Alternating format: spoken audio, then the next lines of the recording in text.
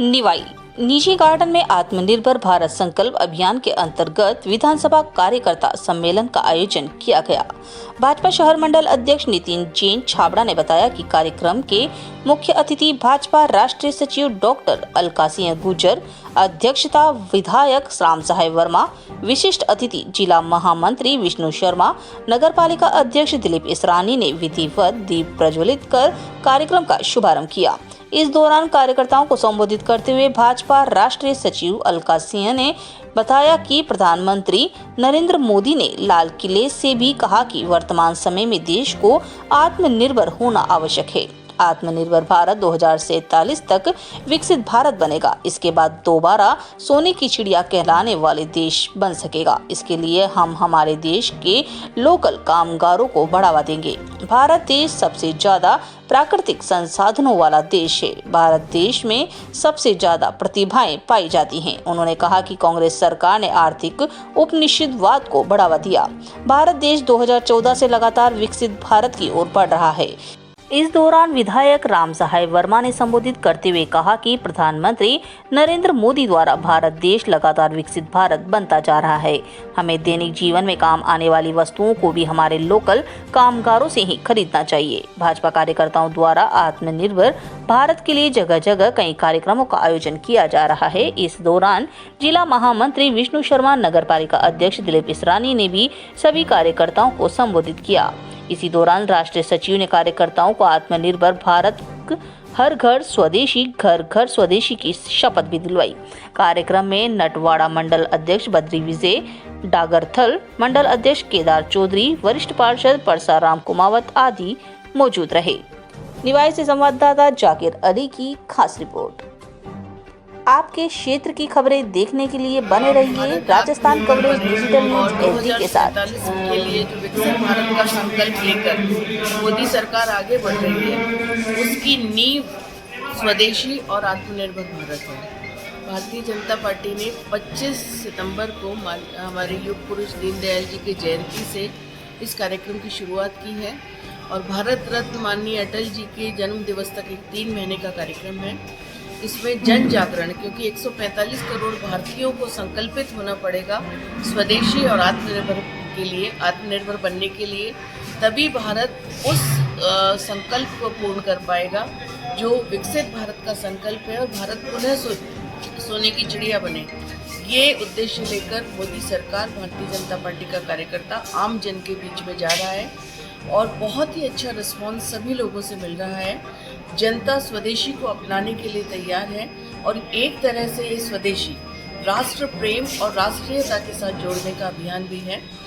और इनके अंतर्गत हम युवाओं के सम्मेलन भी कर रहे हैं, क्योंकि आपने देखा 2014 के भारत में, 14 के बाद के भारत में युवाओं का स्टैंड अप इंडिया हो, स्टार्टअप इंडिया हो या मेक इन इंडिया में सबसे ज़्यादा उनका योगदान रहा है।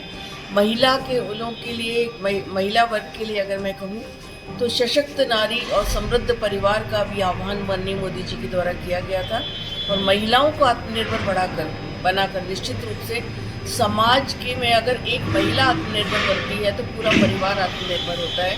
आज हम लखपति दीदी की बात करते हैं। 10 करोड़ से ज़्यादा बहनें आज स्वयं सहायता समूहों से जुड़ी हुई हैं और भारत वो देश है जिसमें सबसे ज़्यादा प्राकृतिक संसाधन है।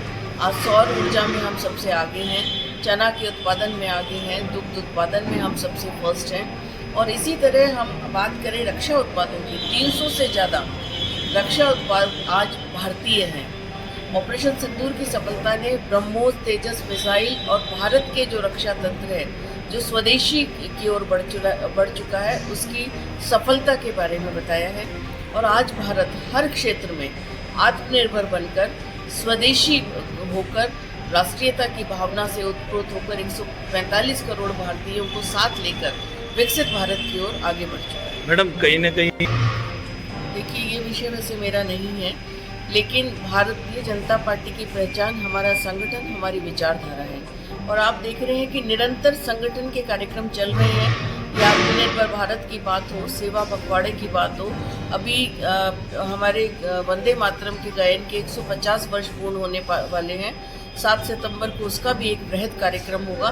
निरंतर भारतीय जनता पार्टी का कार्यकर्ता जनता के बीच में जाकर और आम सामाजिक सरोकारों से जुड़े हुए और देश को वैभव दिलाने वाली बातों के साथ जनता को जोड़कर इस देश के साथ जोड़ने का प्रयास कर रहा है। और हम सांगठनिक रूप से बहुत ही समृद्ध हैं। हम सब एक विचार के साथ जुड़े हुए हैं और उस विचार के साथ निरंतर हम आगे बढ़ रहे हैं। बिहार चुनाव को किस प्रकार देखते हैं? बिहार चुनाव निश्चित रूप से भारतीय जनता पार्टी का परचम वहाँ लहराएगा, एनडीए वहाँ जीत कर आएगा और बिहार जो अब विकास की कहानी कह रहा है वो आगे बढ़ता जाएगा। अंता में भी उपचुनाव होने जा रहे हैं, काफ़ी सरगर्मियाँ तेज है, किस तरह देखते हैं?